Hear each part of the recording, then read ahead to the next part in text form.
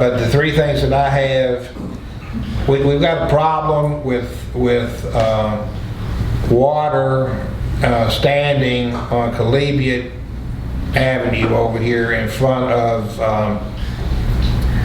most of us know it as the Fisher House, but I think that's where maybe Ross Hammond has his office now. And I've been over there a couple of times and looked at that, and it is really, really bad.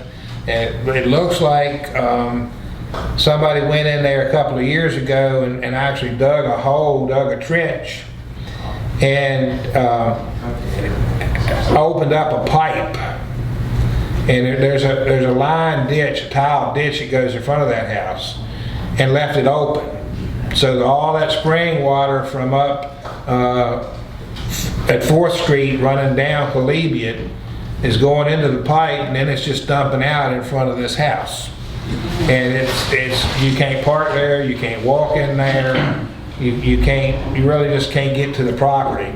So I've been over there, the town crew's been over there and cut the weeds back so we could see what was going on with it.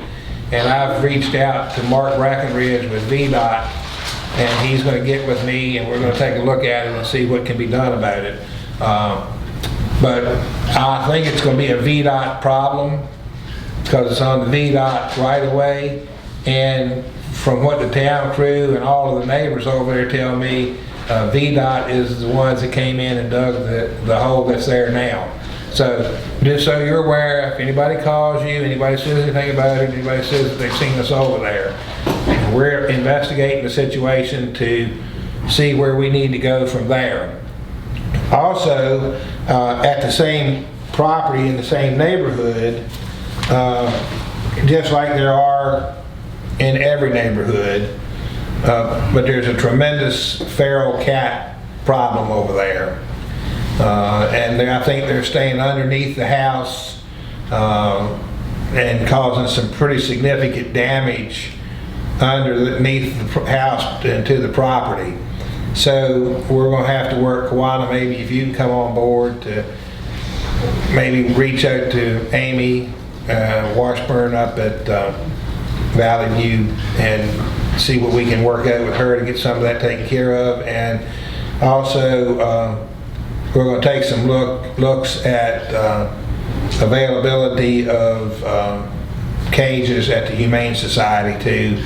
And I'm going to work with Todd Elstock and Melinda. I'm going to try to get you and Jared on board to help us with some of that, see what avenues we have with that. Jared, can you hear me okay? Yeah, I hear you. Okay. So that's going on over there. So if anybody calls you, you know what we're doing, you know why we're there, you know what's happening. The flower beds along 220, all of the bids except one, I think, have been cleaned out. And that's the long bid right over here at 4th and Market. And they're going to do that in the morning. And then they're going to start spreading mulch in those beds tomorrow afternoon, hopefully. And we were able to acquire a whole dump truck load of mulch. The red mulch like's been used in them since the beginning for a tremendously good offer or a good price of $280 for 8 yards, and that was a rounded up load on the dump truck. More than enough to do those bids. And around town hall, and they're going to spruce up around the signs coming into town and just kind of clean everything up and make it look better. And Jerry, if you'd like to come down and broadcast that would be great. So that's going on. That's a good thing. And then the water tank, we've had an ongoing issue with the communication between the pump house and the tank, and we've had the county down to look at it. The technician came yesterday to look at it. The electronics that are there are installed by a company, Sterling Electronics is who made them, but they don't service them. We reached out to them first. They don't service them. So the way the technician left it with us yesterday is he is investigating, trying to acquire the software he needs to run the checks and interference on the communication equipment. He's reasonably convinced it's something in the box at the pump house that has malfunctioned. So he should be able to get back to us by the first of the week with some information on that. But just to prepare you, the least it's going to be is $1,500, because then that is to replace one module in that communications box. There are 2 modules in each box, and there's 2 boxes at each station.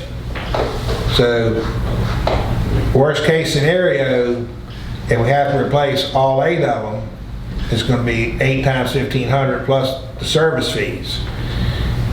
The other side of that issue is if we can't repair what's there and it has to all be replaced, we're looking at $9,000 to $11,000. So, And that be financed? we haven't gotten that far yet because we don't know which way we need to go. This is all preliminary. This all is just information that he gave to us yesterday, and I'm sharing it with you as soon as we know it, so that you don't get blindsided down the road when we come in and say, look, we got to spend 10 grand on a new communication system. But he's going to try to troubleshoot it and just replace what needs to be replaced. But he did want us to be prepared for the worst case scenario. Isn't that the way you understood it, Wendy? Yes, it is. So that's where we are on that. At least we're moving forward. We're getting something done with that.